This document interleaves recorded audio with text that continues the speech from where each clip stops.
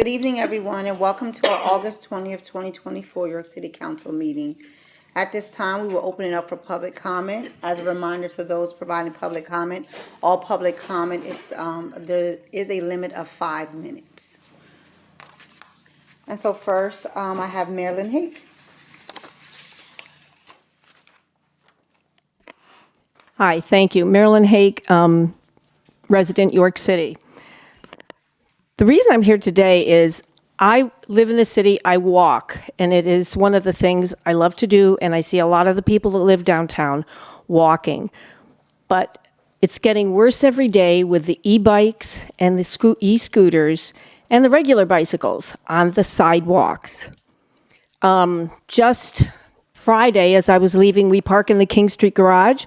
When I pull out to go, I always stop because it's a busy walking area there. I looked, there were no pedestrians. By the time I went to pull out of the garage, this guy flew down the sidewalk on an e-bike with the bike lane right there. And I almost hit him. I had to hit my brakes. I do a lot of walking down Market Street towards west end of the post office. A lady with a walker coming out of Rite Aid last week had to jump back because a guy on an e-bike just came speeding. It's really something when you're walking and the bikes and the scooters, the e-bikes and scooters, are going faster than the cars in the street down the sidewalks. There are signs that say they're supposed to walk their bikes. No one does it.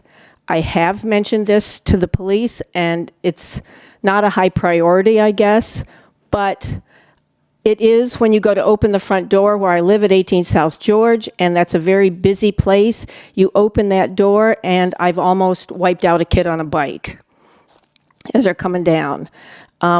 So I never see the police walking around. You've got to be down there. If you go mid-morning, early afternoon, you will see pedestrians jumping, not only jumping out of the way when you try to cross the street because the cars don't stop for the pedestrian light, but now you have to be careful when you're walking on the sidewalks because these bikes are all over.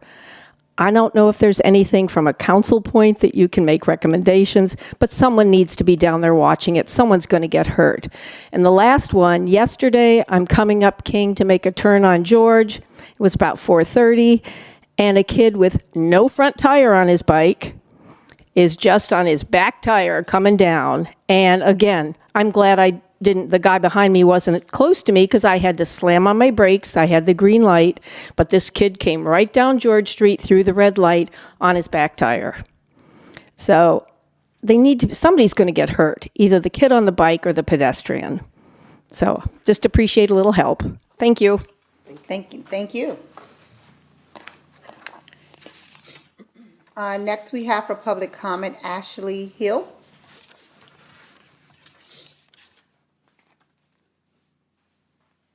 Hi, I'm Ashley Hill, York City. Now, Madam President and City Council members, I say this out of respect to the police and the community. The melting pot, which is our beautiful city of York, it stands to reason that the public official and law enforcement would treat and respect every citizen equally, regardless of sex, race, disability, religion, sexual orientation, or stature. A person should be able to feel safe in their home and community. Our Governor, Josh Shapiro, feels the same way. According to Governor Josh Shapiro's Twitter feed on November 7th, 2023, I believe, quote, "I believe policing is a noble profession and good people want to be law enforcement officers. In Pennsylvania, we're ensuring we maintain the highest standards for those who hold position of public trust. Everyone deserves to feel safe and safe in their communities. Now, to be noble constitutes a person having fine personal qualities of high moral principles and ideas. Our officers that are entrusted to protect the citizens of the community contradict what the governor and the people of the community consider noble. Taxpayers are the ones that pay the salaries of the police and government officials' salaries. The areas that are high in poverty are policed the most but helped the least. Is this because those people can't afford to pay the taxes that pay the representative's salary? Is it because judging a book by its cover has landed many people in the eyes of false allegations and perceptions? According to the York City Police Mission, quote, It is to exist and to serve all people within our jurisdiction with respect, fairness, and compassion. We are committed to the prevention of crime and protection of life and property, protection of people, order and safety, the enforcement of laws and ordinances, and the safeguarding of constitutional guarantees. End quote. How can the police mission state that they are to serve all people with respect, fairness, and compassion when the police will not even speak to a person only because their own perceptions of that person is misconstrued by lies? When the police do not even perform their due diligence of investigating the loss of property and personal character because of unknown acquaintances? How about when the police play good cop, bad cop instead of gauging the situation? They destroy the person's want for help instead of helping them.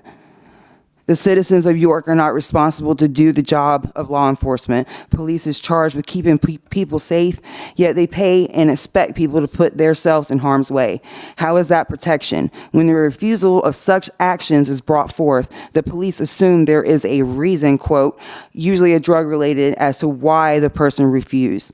Never mind the fact that citizens still has to live in that community and walk those streets every day. Where does the protection stop and the manipulation begin? Protection should not only be afforded to people through quid pro quo. The police officers took an oath to uphold citizens' constitutional rights regardless of their stature in the community. Protection and respect should extend to everyone. The police officers of York City do not stand up for its citizens. In fact, officers allow people to commit perjury on the witness stand and do not even speak up to the court of law about the wrongness and perjury that is occurring. That means officers are not following the court of law themselves. How are people supposed to trust in law enforcement when they do not follow the rules themselves? Law enforcement is ill-equipped to handle mental health crises, especially when it is not a mental health problem. Officers have literally refused to help citizens because they are misinformed as the actual mental health of the citizen. Assumptions and misconceptions lead people in the wrong direction. In that wrong direction, the cost of destruction is worth more than any possession's worth. It is costing them their character. The law enforcement in York City has become a problem. There is no sensitivity or accountability for the police officers. The laziness of the police force has cost not only me, but other citizens trust and respect towards the police force and the governing bodies that control them. Now, on a personal note, I have no witness for myself, and I am my own advocate. This is why I am here. I moved to York after living on Allison Hill in Harrisburg for well over 10 years. After not growing up, my daughter came to live with me after not growing up with me for 17 years. When she graduated, she decided to make the jump and move here. So I moved to York County to be closer to my family and for a safer environment for a still growing adolescent mind. It was the worst thing I could have done. Just have about a minute to Okay. wrap it up. All right. Okay. Forever growing, fostering relationship with her. My daughter's and my character relationship was destroyed by lies and misconception. York City actually became the death of a relationship, and the police have a hand on it. I live in an area that is riddled with drug users and drug dealers. Just because I am in the area does not make me the type of person. I have made mistakes in my life, and I have lived up to my mistakes. I'm allowed to advocate against improprieties now because I have committed them myself. However, that does not give anyone the right to judge me on my past and when I'm living my future, including law enforcement. I have walked into the police station more times than I can count and have been turned away many times. Mike Davis himself in Internal Affairs say he will not help me until I get help. Where in the mission statement does it say that police get to pick and choose who and when they will help? We are all citizens while I am here helping myself and trying to help the community by speaking of the wrong actions that are happening with our police force. I have called the police over 35 times and there was not one report made about any of the calls. Where is the proof of the problems around me? IA called me Chicken Little when there has been no investigating anything that has been happening. Your police officers do not have a psychology degree to be able to tell anyone they're having a mental health problem. The fact that the person so high up in the police force refused to have to help a citizen due to lies of other people just goes to show you the type of relationship our police force has with the citizens of our county. Now, the second part of the York County, York City Police mission states, with community service as our foundation, we are driven by goals to enhance the quality of life, investigating problems as well as incidents, seeking solutions and fostering a sense of security in communities and individuals. We nurture public trust by holding ourselves to the highest standards in performance and ethics. Your police have completely went against its own mission statement and ethics. Instead of actually investigating or trying to enhance the quality of someone's life, they've literally looked the other way. The lack of belief of police has a hand in destroying a person's sense of self and safety.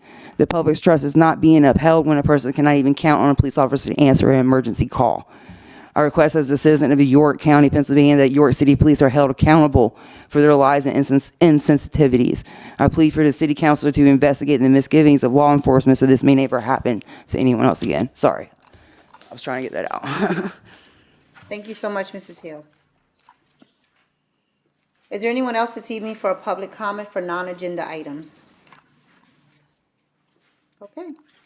We will move forward with our legislative meeting. It is now 6:10 PM, and we will call our legislative meeting to order. Madam Clerk, would you please call the roll?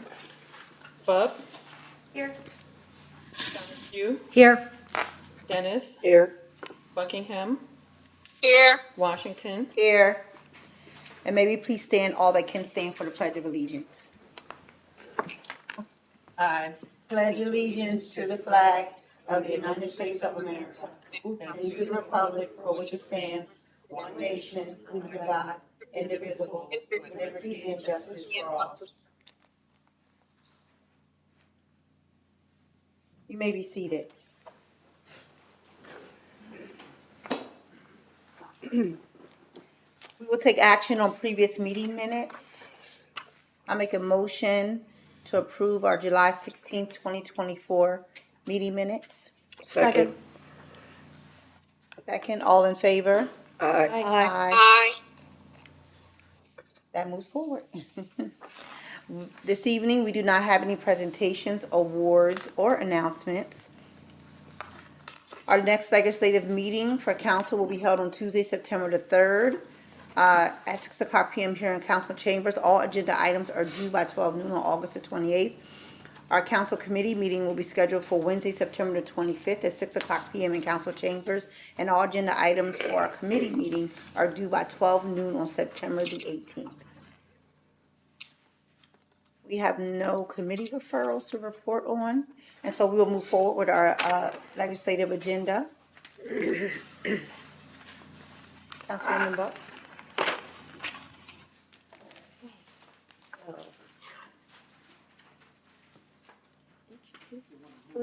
Pass it to the clerk. Do you want me to read that? Just move. Okay. Do we want to read out the title of it? Final passage of Bill Number 3, amending Article 1763 Property Maintenance Code to include furniture not specifically and professionally manufactured for outdoor use as the type and category prohibited from front yards of exterior property areas in the city. Move for a vote? Second.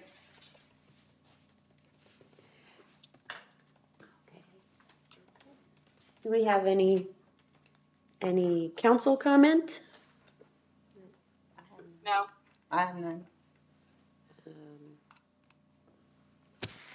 Briefly, well, I have a little council comment. So this is talking about, if anybody hasn't read it, this is talking about furniture being in the front yard. And it's furniture that is not specifically designed for outdoor use. And so that can include gaming tables and a variety of things that are handmade, homemade. And I just want people to understand that's what this code change is addressing, things that are in the front yard that might be disturbing other people or the beauty of a neighborhood. And so, do we have any comment from should I go with public first or administration? Administration. Administration, any comment from the administration? No. Any comment from the public? Okay.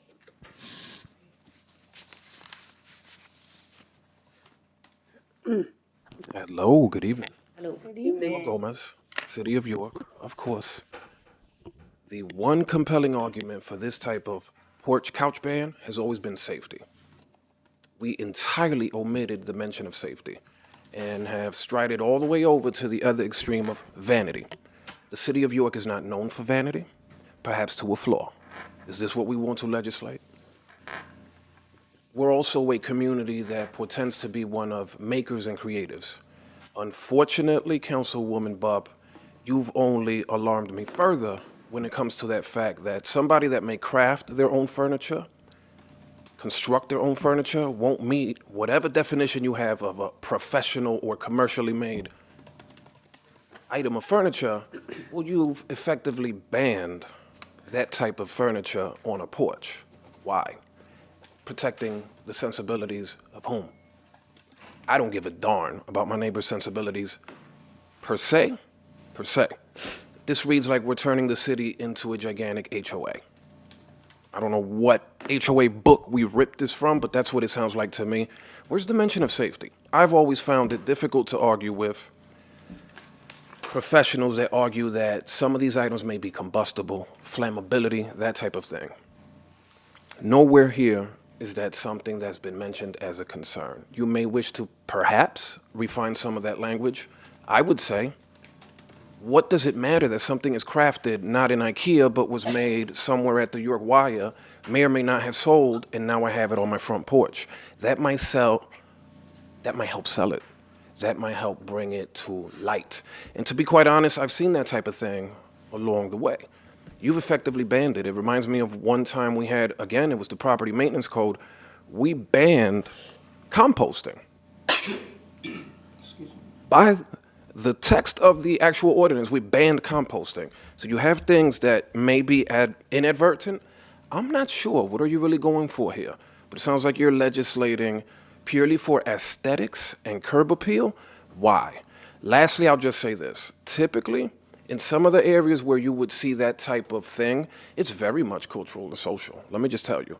My people by heritage, you might find them playing dominoes on a table that may be somebody else of a different sensibility and heritage might turn their nose up.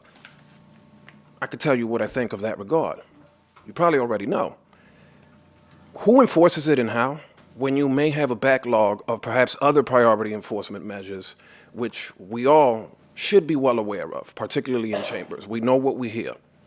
That's number one. Number two, typically you may have folks that, I liken it to someone driving a beat-up car. It's not because they enjoy it. It's not because they enjoy it. Sometimes it's what you have at hand. It's being hard scrabble and making do. Now, for safety reasons, I completely would understand if someone says, okay, this may not be permissible. Difficult to argue with that. But for vanity and aesthetic reasons, that's a bit different. That same porch that might have that porch couch is likely to have a tarp keeping the rain from seeping through the roof, a window that doesn't keep the elements out, and perhaps other signs of some very generalized but pretty clear financial distress. And by the way, when the enforcers walk through, they might walk past in these areas 2 or 3 or 4 or more abandoned, blighted houses, or perhaps black market housing. That when you ask what's being done, they often tell us, well, there's a backlog in enforcement. Some of these things you do when you're at leisure. Or do we want to put our enforcement cash into this? Those are my remarks. I appreciate your remarks. I would say that I'm on the Rules Committee, and the administration has put forth this rule, and it's my role as a Rules Committee to present it. And the Property Maintenance Code ordinance, as drafted, talks about it being the nuisance and eyesore, but I don't see that it's addressing safety, so I appreciate your comments. Is there anybody else? Yeah, I just want to make a clarification to what Councilwoman Bupp shared. It's not just furniture that anyone would make. The clarification in the legislation states other than furniture contained within a structure, placement of couches, tables, or other furniture, including improvised assemblages of materials to create furniture which is not designed, commercially manufactured, or professionally constructed for permanent exterior use. And it just says, is prohibited from front yard areas as defined by the York City zoning ordinance. Sure, yes, sir. The ambiguity. So would one have to have an interior design degree? And please pardon me, I'm not being facetious. The ambiguity. How do I identify if I'm the body armor clad inspector? We recently did approve that purchase for them, bizarrely, I would say. So if I'm looking at the porch and I say, well, this item doesn't appear to me to be commercially constructed. It's not a brand I recognize. Doesn't look like it has the shape, the outline, the parameters for what I would call externally suitable furniture. Too much ambiguity. And I'm not saying that to throw a wrench into this. Again, for safety concerns, I opened up this ordinance, I certainly read it, and I said, okay, we're back to this is part due, and this time maybe, again, for safety, that's difficult to argue with. Difficult if someone says, listen, we have droughts, we have this, these can spark. There's hooligans in other cities which, after sports games, light things on fire on purpose. And they try to minimize these things. It's why you don't want these, for example, college students leaving their piles of trash on Jackson Street after the mass exile until they then return like locusts. Should have said that. But same reason. If it's for safety, that's one thing. But now how do you actually deal with this with that much ambiguity in an ordinance? It should be a little bit more specific, or a lot more. That is the difficulty, is how do you make it specific enough so that a front yard doesn't turn into a mud pit, which, or, you know, as an extreme example, nuisance and eyesore. So it is a difficult adjustment. So I appreciate your input. Does anybody else want to weigh in? No? Okay. Okay. I guess we will ask the clerk to call for the vote. Bub, Nope.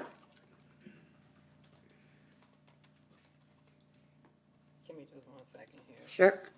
John Askew, No.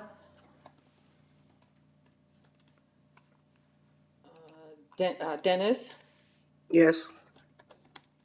Buckingham, Yes. Washington. No. That bill does not pass.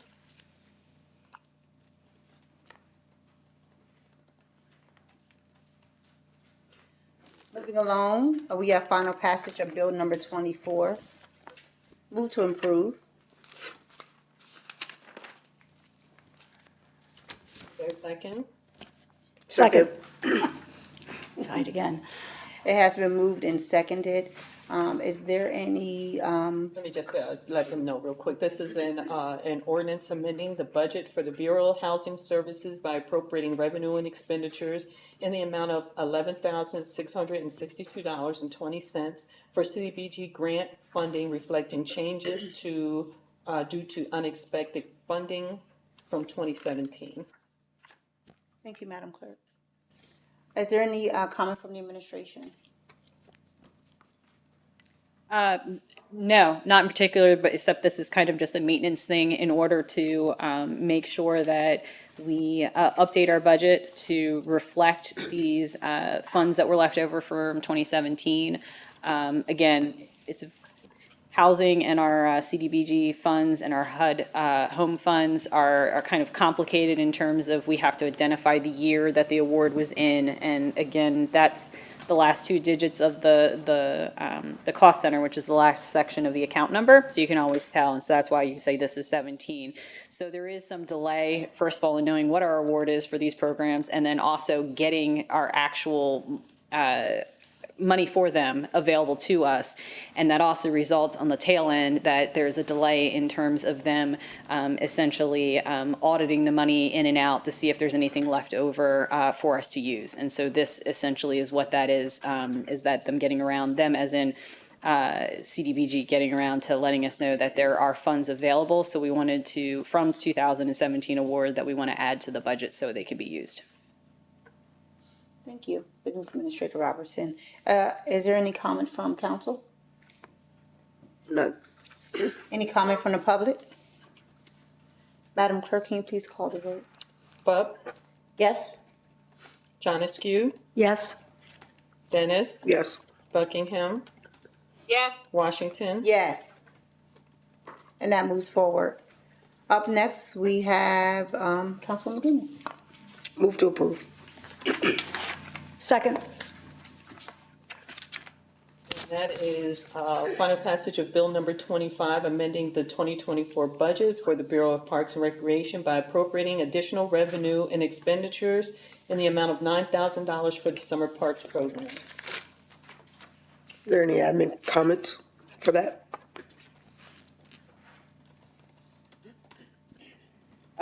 Sorry, I was looking, I was like, we have public works, lots of public works in the house, but I can definitely cover this. This is just essentially for the summer parks program. We were given sponsorship money which was unexpected, so we need to add it to the budget so that we can spend it. Essentially what it is. Alrighty, thank you. Is there any council comment?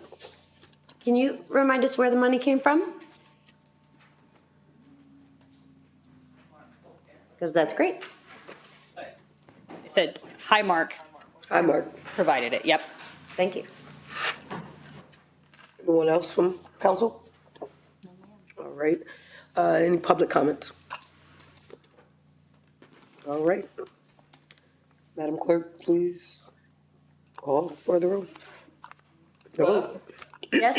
John Askew, Yes. Dennis, Yes. Buckingham, no. Yes. John Askew, Dennis, okay, Buckingham. Yes. Did I say John Askew? Yeah. Okay. Yes. Washington. Yes. And that moves forward. Moving along, back to Councilwoman Denby.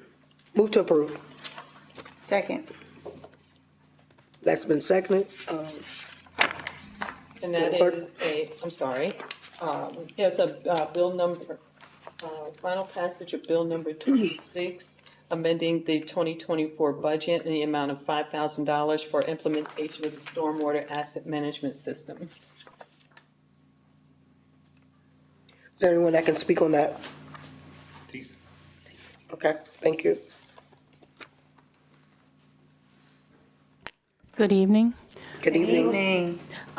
This was a grant that I went after from the Susquehanna River Basin Commission, just to offset some costs for our asset management system that I'm working on, just getting our stormwater maps up to par, making sure we have all the information that we need, working with Land Logistics Group. They're helping us with that. We acquired a handheld GPS device that will allow me to update these maps, and SRBC gave us $5,000 towards that. Thank you. Any council comments? That's great. Thank you for proactively going after a grant, getting it, and doing all the great stuff you do on stormwater management around the city. You're welcome.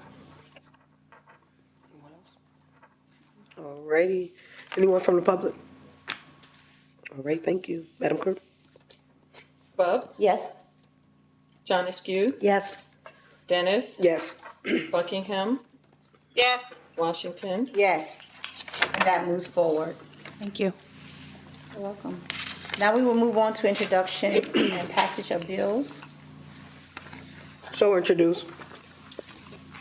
And that's introduction of bill number 27, introduced by Felicia Dennis, amending the 2024 budget for Parks and Recreation by appropriating additional revenue and expenditures in an amount of $8,266 for a grant received from the York County Community Foundation. And that is introduction of bill, so it will sit. Next, we have introduction of bill number 28. 28. So introduced. Bill number 28, introduced by Felicia Dennis, a bill amending the 2024 budget for the Department of Public Works to account for revenue and expenses relating to real estate taxes associated with the property at 1601 Tornita Street in the amount of $37,433.57. And that is a bill and it will sit. Next, we have introduction of bill number 29. 29. So introduced. Bill number 29, introduced by the Queen of Washington. A bill amending the 2024 budget for the police department by appropriating money not otherwise appropriated for Fund 50 for vehicles ordered in 2023 but delivered in 2024 in the amount of $78,290.58. And that is a bill as well, and that will sit. Next, we have introduction of bill number 30. So introduced. Introduction of bill number 30. amending the 2024 budget for the Bureau of Health to appropriate additional revenue and expenditures from Family Health Council Central PA for the Personal Responsibility Education Program in the amount of $31,000, and to appropriate additional revenue and expenditures for the immunization grant reflecting changes due to rollover amounts in the amount of $43,870.86. And that is a bill and that will, introduction of a bill and that will sit as well. Now we will move along to our new business. We have up resolution approving a waiver for M&G Realty and CHR Corp. Rudder Store number 25. So introduced. Resolution number, that would be resolution number 71, introduced by Queen of Washington, whereas M&G Realty and CHR Court Rudder Store number 25 submitted a waiver for a preliminary final subdivision plan for the property located at 1520 Pennsylvania Avenue, and whereas the applicant is requesting waivers to the subdivision and land development ordinance, and whereas the plans submitted are in accordance with the city's zoning and subdivision and land development ordinances, and whereas the Planning Commission recommended approval, now therefore be it resolved that council hereby approves a waiver to the subdivision land development plans as submitted. Move to approve. Second. It has been moved and seconded. I don't see anyone here from Economic and Community Development. Is there any comment from the administration? I'm not familiar with these to comment.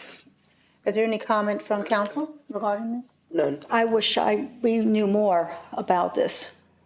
There's nobody here representing it. Oh, yes. Yes, sir. Could you please come up and state your name, sir? Good evening. My name is Eric Thomas, Site Development Engineer with Rudders. Basically, what the plan is the car wash that's there, taking the car wash down, doing a 20-foot expansion of the building towards where the car wash sat, and remodeling the interior of the store. But, At a 20-foot, I'm sorry, a 20-foot expansion? yeah, a 20-foot expansion of the existing building towards the car wash. Thank you. Thank you, So Eric. no, with that, there's no increase in impervious coverage. There's no really impacts to traffic. So that was what we talked with staff about for justification of the waivers. Thank you. Thank you. Is there any other comments from council? None. Are there any other comments from the public? Madam Clerk, can you please call the vote? Bub, Yes? John Askew, Yes. Dennis, Yes. yes, Buckingham, Washington, Yes, and that moves forward. Up next, we have resolution number 72, approving a waiver for the redevelopment authority, Steve Buffington and Joseph Musso. So introduced. Resolution number 72, introduced by Queen of Washington, whereas the Redevelopment Authority, Steve Buffington, and Joseph Musso submitted a waiver for the preliminary final subdivision plans, waiver for the requirement to place monuments and markers, and to waive subdivision land development plans for the property located at 630 South Pine Street and 245 East Cottage Place.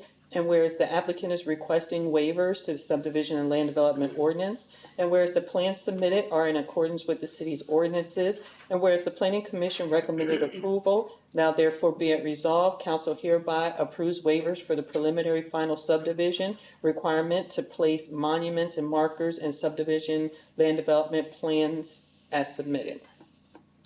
Move to approve.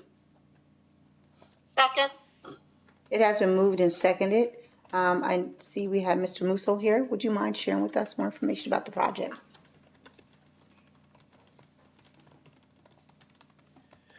Good evening. Thank you, Madam President. This is two parcels of land that was owned by the Redevelopment Authority. It's the old Simon Photo buildings. And strangely, there's a large three-bay industrial building, and one of the bays is on another lot. It's on one of the other lots. We'd like to bring that bay back over onto the same lot as the other two bays so that they can be developed properly and be able to subdivide off the one two-family residence that's attached. Thank you. Thank you. Is there any council comment? None. Actually, can you explain what the monuments and markers, request to waive the requirement to place monuments and markers? I'm sorry, I don't know what that means. Oftentimes when subdivisions take place, there's new pins put in at the corner. These properties are both owned by the same person, and the perimeter markers are not being changed at all. And besides that, more than half of the corners are actually under building corners. So back in the day, they used to build right up to the corner. So it would be very difficult to do that. Thank you. So specific surveying Yes. monuments and markers as Yes. opposed to a historical. Thank you. Is there any other questions or comments from council? None. No.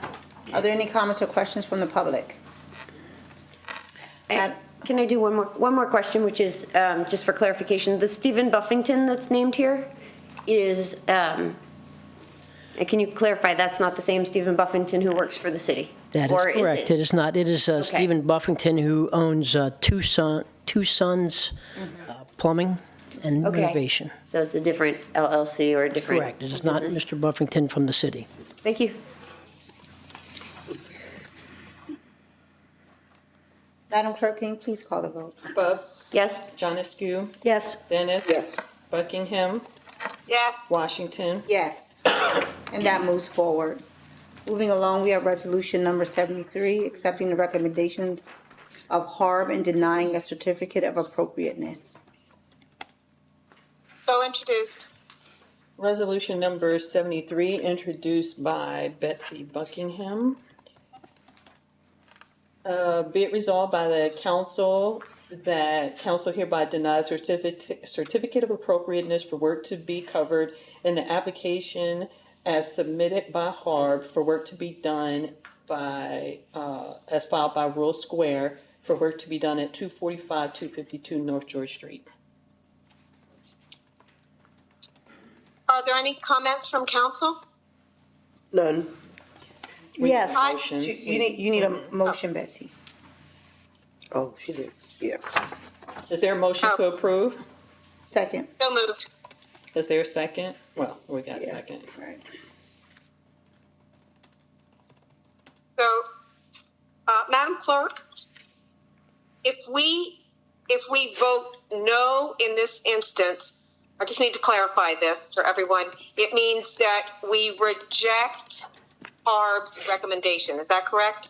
It means that you approve with HARB that to deny the application, to deny the certificate of appropriateness. So if you vote to approve it, that means you agree with HARB's recommendation to deny. And if we say no, it means It means that they can do what the application, what they applied for. It means that they can do it. Right, okay, thank you. So are there any additional comments from council? Yes. I wanted to acknowledge, just for the record, that Mr. Bauer, representing the organization, did send council members a very thorough explanation of their request, along with an engineering report and site markups.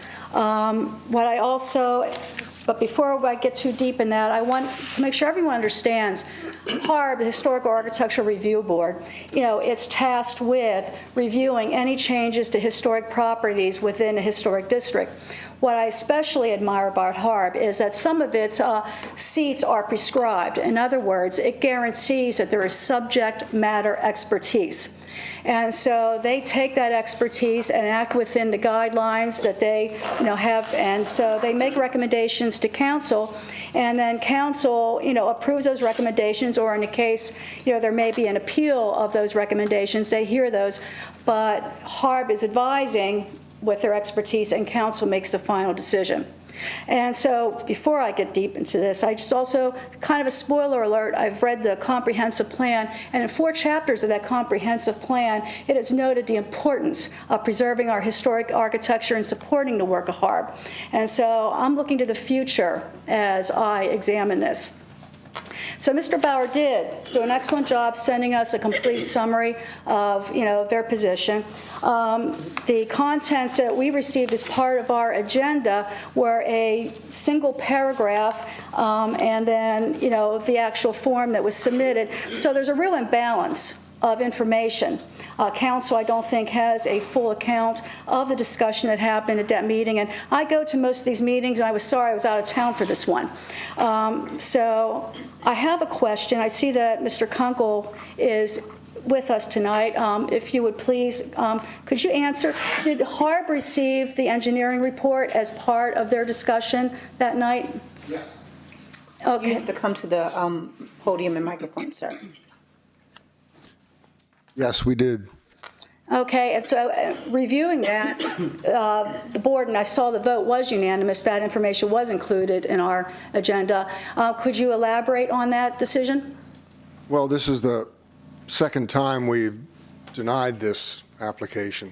It's slightly different than the first one, but Could you explain why? why we denied it? Just because of especially the one old property on the lot, the one that's on the corner. In the past, they were going to save it and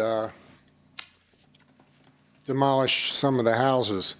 Now they're asking to demolish all of them. So our vote was essentially the same, to deny it. Okay. All right, thank you. Do you have anything else you want to add about the conversation? And I was honest, we did not get a full, accounting of the dialogue. No, Okay. I'm good. All right. So I did a little, going back. I did recognize and got information about the RACP award of $1.8 million that was supposed to shore up and, with plans for the redevelopment of this. 5 years later, now we're asking to demolish it.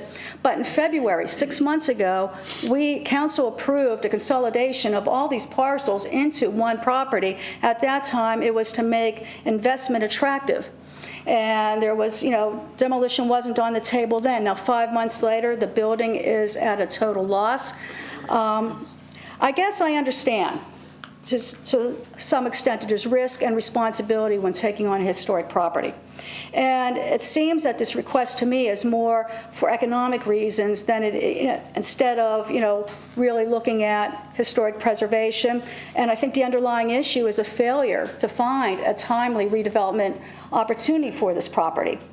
And so the burden remains on the owner to maintain it until that redevelopment opportunity occurs. My fear is if we allow the demolition of all of these parcels, what's going to happen we have a lot of empty commercial space in the city. We have a lot of empty historic buildings. How many are we going to tear down because we fail to find a timely redevelopment opportunity? It seems to me we need to really address the underlying issue.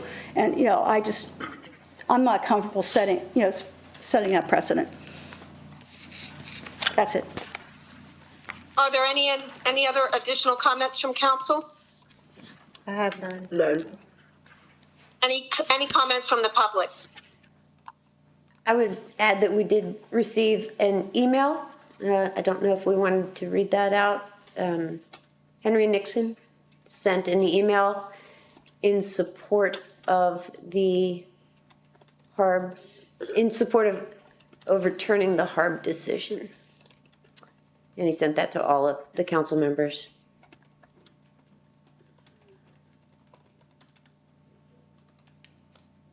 I would add that the change between before and after is, for those that haven't read it, is that the owner is promising now to save the bay windows, which are beautiful and historic, and a few other features in those properties.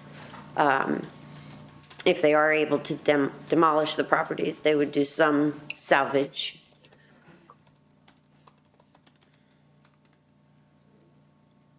Is there any other discussion? I'm sorry. Is Mr. Bauer present? Yes. Maybe he would like to share some comments? Yes. Hi, good evening. Dylan Bauer, President and CEO, Royal Square Development Construction. 29 South Duke Street. We're the applicant. Councilwoman Janescu, I sympathize with what you're saying. I agree with actually all of it.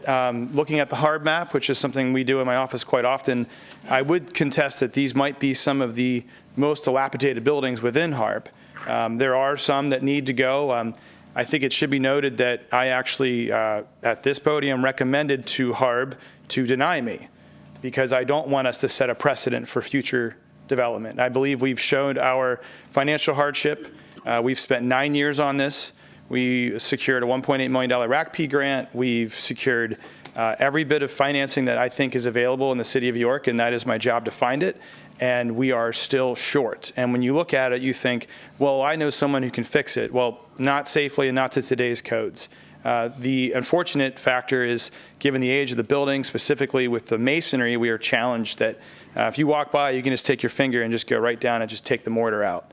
Well, we could repoint it, but you're talking about brick that's, a couple hundred years old, and frankly, you're not actually allowed to go above 10 feet because you're going to be too close to the utility lines that MedEd has changed just about 2 years ago. You cannot work within 10 feet. Now, you can't blanket lines anymore.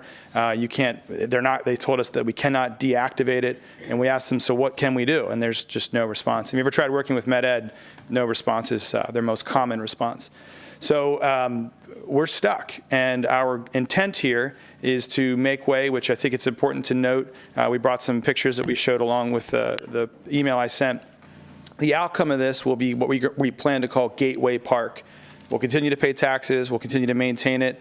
It is a use by right in the Central Business District. I believe we'll be one of the only privately owned parks in the downtown. The intent behind that is to prepare this for future development. I believe that we're going to have, rightfully, some pushback when we tear these down because, why didn't we save these? And then in 10 years, when we remove Gateway Park and make way for new economic development, people are going to say, why'd you tear down Gateway Park? We love that. So I think this is a step, and I know 9 years now, you think, well, why haven't we done anything? We've done a lot. We've done a lot of roof work, securing of the buildings, a lot of maintaining things. I mean, the thousands and thousands of dollars spent on taxes during this time is not overlooked by us. It's something that we're going to continue to do. It's just it's making way for improvement. But I think we're on the cusp of something in our city where it will not be long until this is sought out for a larger development with greater economic impact than we could do with the one building. Thank you. Yep. Any questions for me while I'm here? No, I don't have. All right. Thank you. Is there additional comment from the public? Yes, sir.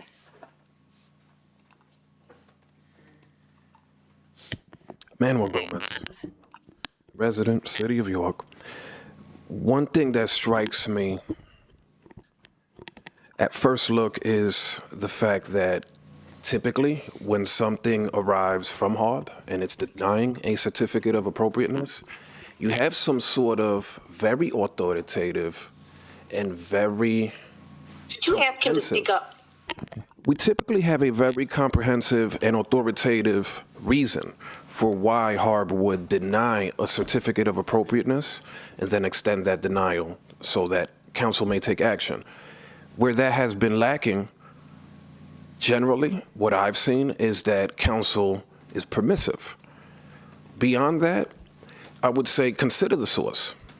Royal Square as a stakeholder and the steward of this project has leveraged very well the historical nature of many of the properties that it works with and the historic appeal of the neighborhoods where Royal Square has really made its name. Myself, I struggle when I look at these minutes to find that very laser-specific zeal, that subject matter expertise that would back why council would sway from that permissiveness and would then instead decide we'd rather make our own determination in favor of historic preservation, where typically we'd have that subject matter expertise where we could say, this is what we're going to hang our hats on, at least in these chambers. In this case, it's basically left to council to do what that advisory board would typically have done. I would say permissiveness may be the best way forward in this case, just as a disinterested party and what I've seen be the trend. I understand the setting of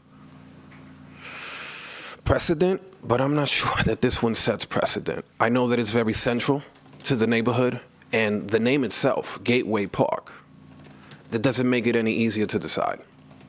But I don't see that punch behind what Harb is actually asking council to do here.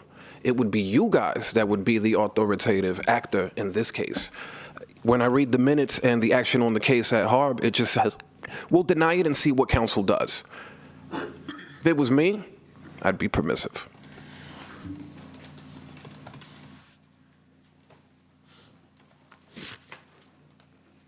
Are there additional comments from the public?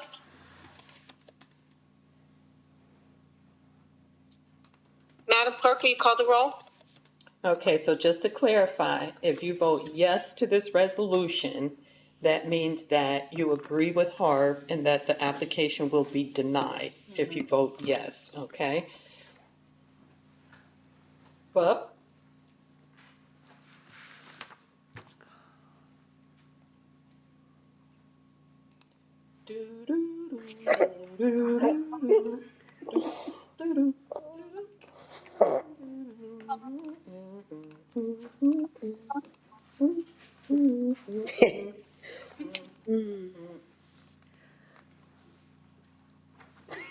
I do get. This is hard. This is hard. I'm gonna go vote no. John Askew? Yes.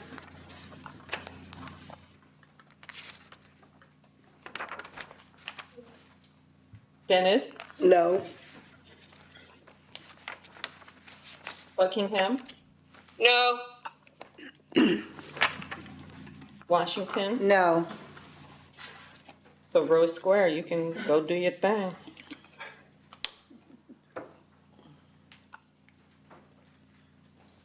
So moving along, our next resolution is resolution number 74, supporting the Pennsylvania Commission and York County Commission for the United States Semi-Quincentennial America 250 PA.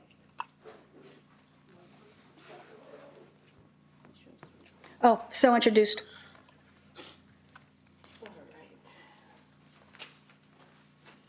Is there a motion to introduce by short title only? I'll make a motion to introduce by short title only. Is there a second? Second. All in favor say yes. Yes. Opposed, no. And that is resolution number 74.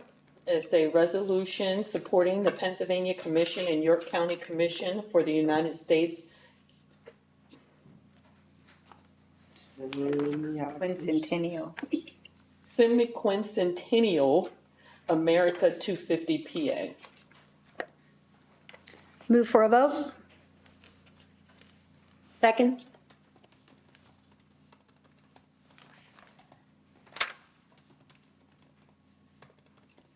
Is there any discussion from council?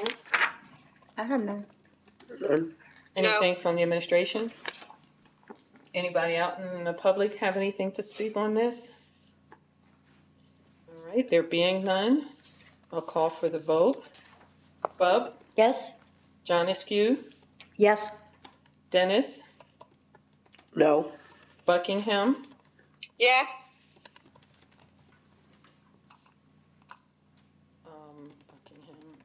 Washington? Yes. And that moves forward.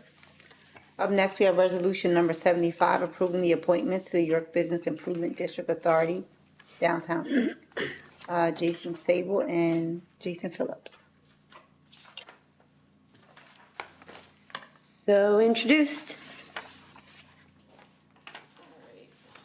So I think I'm missing that in my packet here, so let me just, is it? It was one before the centennial. It's just Oh, a I page got it. before the Okay, centennial. Okay, that's right. Thank you for that. Resolution number 75, introduced by Elspeth Bub. Be it resolved that council hereby consents the appointments made by the mayor of Jason Phillips and Jason Sable as members of the York Business Improvement District Authority, also referred to as Downtown Inc., which term shall expire January 1st, 2028.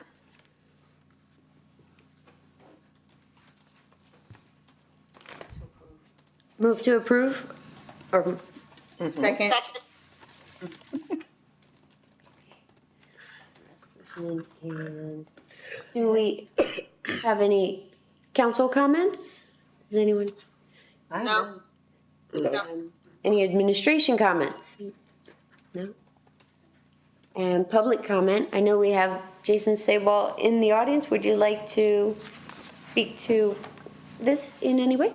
Yeah, quickly. Hey, council. Hi, everybody. Good to see everyone. I just came to see Diane.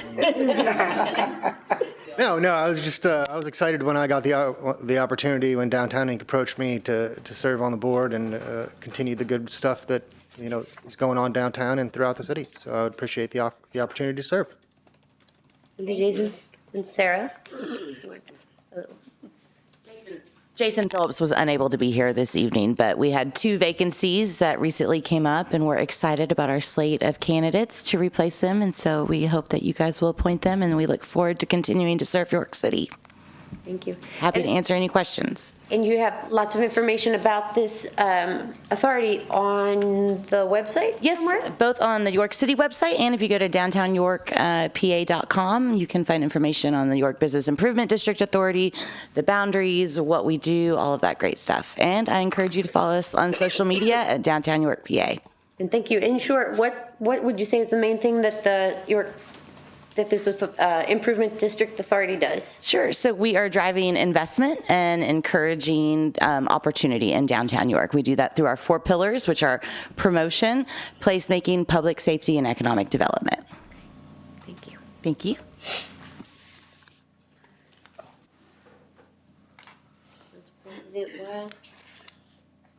Bub? Yes? John Askew? Yes? Dennis? Yes. Buckingham? Yes. Washington? Yes. And that moves forward. I could swear him in since he's here. Come on, Jason. You ready to be sworn in, Jason? All right.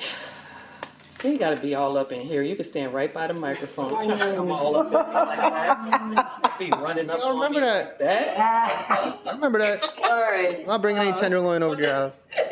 No, we just need you by the microphone. That's all. All right, I just need you to raise your right hand and repeat after me. I'll stand up so you won't feel alone. I state your name. I, Jason Sable, Do solemnly swear do solemnly swear that I will support, obey, and defend that I will support, obey, and defend the Constitution of the United States the Constitution of the United and the States Constitution of this Commonwealth, and the Constitution of this Commonwealth, that I will discharge the duties. and I will discharge my duties with fidelity. Very good, thank you. Discharge the duty of my office Of my office with fidelity. All right, very good. Jason, you have to come. Okay, come on up and start. I wanted him to sit down and then I'll make him get back up. Don't worry about that, just sign your name right there. Whatever that is. Thank you, Jason. Thank you, Jason. So thank you to Jason Sable and Jason Phillips for their ability to serve and their willingness to serve. As I always share, we have several authorities, boards, and commissions here within the city of York, and we open up that opportunity for all of our residents to serve. We need your help, we need your wisdom, we need your expertise, we need your knowledge, and we need your time. And so if you are interested at all, you're more than welcome to go on our website at yorkcity.org and check them out, or you can contact any of us on council, or you can contact our illustrious city clerk. And she will be able to help you and direct you into what may best fit you. So again, congratulations and thank you for your service. Moving along, we have resolution number 76, which is authorizing the purchase of one Ventrac tractor 4520N Kubota with financing through Fulton Bank. So introduced. Resolution number 76, introduced by Felicia Dennis, whereas the city desires to purchase one Ventrac tractor 420N Kubota with attachments, and whereas it will be purchased from Power Pro Equipment through the CoStarz contract. Now therefore be it resolved that council hereby approves said purchase. Move to approve. Second. All right, it's been moved and seconded. Is there anyone that would like to speak on it? About to say amen. Yes, thank you. Good evening, everyone, council. evening. Hey, thank you for this opportunity. The Ventrac tractor unit is probably one of the most essential ground maintenance tools that are out there for companies that actually are in charge of maintenance of recreational spaces. This tractor was first looked at through York Academy, who has a tractor that they use that's very similar to this, that they use for snow removal. We had a very mild winter, but back when we had some snow, I got a phone call that said, hey, you got to come out here and check out this tractor. Went out there, took a look at it. They were able to remove snow from York Academy, there on Beaver Street, and from the high school, both properties, in 15 minutes with one person. As most of you may know, in Department of Public Works, when it comes to snow, it's all hands on deck, which means my 13 park employees are in snow plows on city mains, secondaries, and alleyways. So therefore, the park system, unfortunately, is put on hold until we can make sure that the roadways are open for safe travels. Normally when that happens, by that time, because of us having a very large foot traffic commuters, the parks, the sidewalks actually become extremely packed down. So therefore, snow removal becomes extremely difficult for us. This tractor will allow for us to basically take care of our 25 parks with one person. We'll be able to go out and take care of the entire park system in a very timely and a very efficient manner, which is very important to the city when after we've had a snowfall and we actually require our city residents to have their properties addressed in a timely manner, we are now going to be able to uphold those same rules apply to us. Through further research with this piece of equipment, we have found ways to basically allow for us to do more in-service projects versus contracting out to contractors. So I foresee a significant savings in the city's budget in parks and recreation in years to come. For example, we actually are buying pieces of equipment for this tractor that will allow for us to take care of ground maintenance, seeding and aerating. We spent $3,000 last year to reseed and aerate just the City Hall property alone. We'll now be able to do that in-house. We have a brush hog attachment that we were going to have for this piece of equipment. If most of you are familiar with the 25 utility right-of-ways that are throughout the city, they're extremely hard and they're very challenged for us to maintain. This piece of equipment will allow for us to go in and literally mow down vegetation and weeds and stuff like that that's 3 inches in caliber.